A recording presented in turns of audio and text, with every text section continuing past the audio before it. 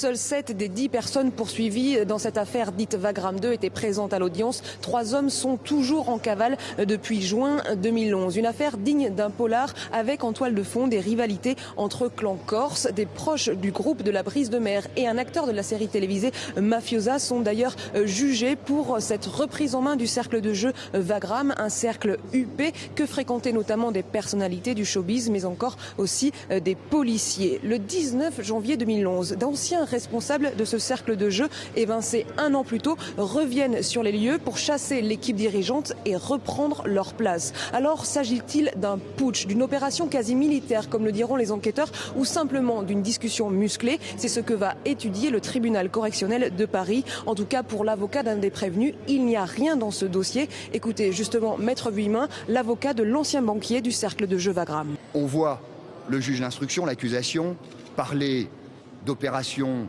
quasi militaires, d'opérations spectaculaires. Une des prétendues victimes parle même d'opérations terroristes.